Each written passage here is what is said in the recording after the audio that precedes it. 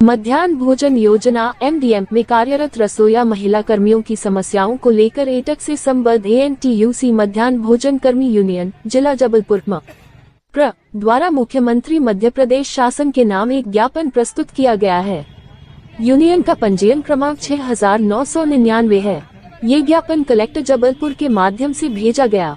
Union ने बताया कि प्रदेश के शासकीय शिक्षा संस्थानों में कार्यरत रसोइया बहनें वर्षों से योजनाओं को सफल बनाने में महत्वपूर्ण भूमिका निभा रही हैं, लेकिन जमीनी स्तर पर उन्हें कई व्यावहारिक कठिनाइयों का सामना करना पड़ रहा है।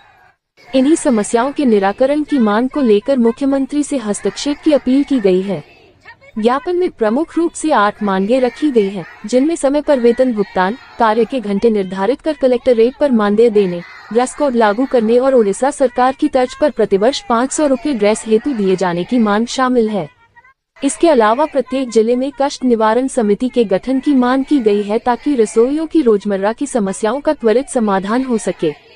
यूनियन ने ये भी मांग रखी है कि शासकीय संस्थानों में कार्यरत रसोइया बहनों को 62 वर्ष की आयु तक कार्य से न निकाला जाए और जिन्हें समय से पहले हटाया गया है उन्हें पुनः बहाल किया जाए। साथ ही सक्षम जिला अधिकारी द्वारा नियुक्ति पत्र प्रदान करने और स्व सहायता समूहों द्वारा की जा रही मनमानी पर रोक लगाने की मांग भी ज्ञापन में शामिल है। ज्ञापन देते समय अरविंद श्रीवास्तव, PK बोल, राम रतन पारस, किरण प्रकाश बर्डे, कौशल कबीर, कृष्ण चौधरी, मुस्तफा अंसारी, सलामत ठेकेदार मौजूद रहे।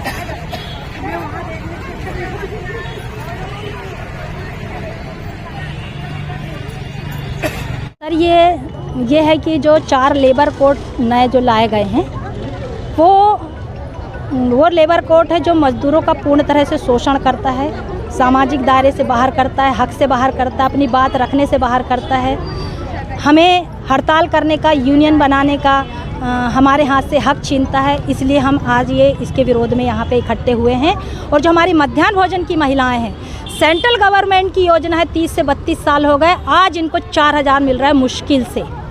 आज ये दायरे में पहुंची है, जबकि इन्हें राज्य सरकार से इन्हें 3400 रुपये मिलता है, लेकिन केंद्र सरकार की इच्छा शक्ति बिल्कुल नहीं है, वो केवल इनको 600 रुपये देती है, जिसको मिलाकर इनको 4000 मिलता है। हमारी मांग है कि केंद्र सरकार की योजना में केंद्र सरकार भी इन पर ध्यान दे और इनको अभी तत्काल, हमारी मांग है कि समान काम समान वेतन तत्काल 18000 करें। का आंदोलन राष्ट्रव्यापी आंदोलन है। देश के सभी ट्रेड यूनियन केंद्र, BMS को छोड़ के जो भाजपा की ट्रेड यूनियन है, सभी ट्रेड यूनियनों के द्वारा राष्ट्रव्यापी आंदोलन का आह्वान किया गया है। इसका मुख्य मुद्दा जो है वो जो 4 लेबर कोड लागू किए जा रहे हैं 1 अप्रैल से, जो पारित हो चुके नियम बन रहे हैं, उनको वापस लेने के लिए, उनको समाप्त करने के लिए देश के मजदूरों ने अंग्रेज़ों के समय भी लड़ाई लड़के तमाम इंडस्ट्रियल डिस्प्यूट एक्ट और तमाम कानून बनवाए। कुल 29 कानूनों को ख़त्म करके 4 कानून लागू किए गए हैं।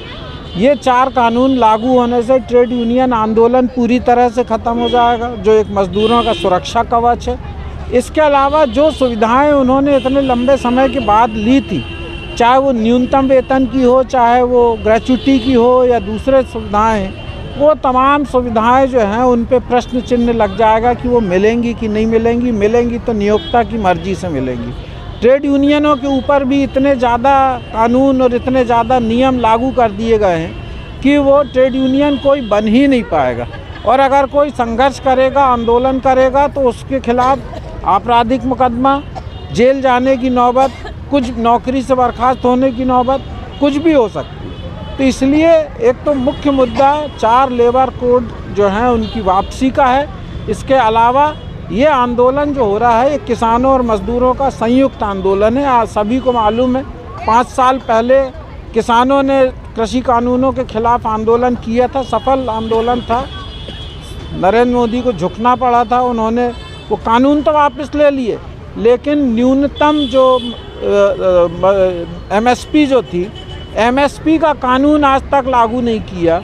आज तक किसानों के जो वादे किए थे वो लागू नहीं किए। और अभी जो 2 फरवरी को जो उन्होंने अमेरिका से जो समझौता कर लिया है, उस समझौते के बाद तो भारत के किसान और ज़्यादा मुसीबत में आने वाले हैं।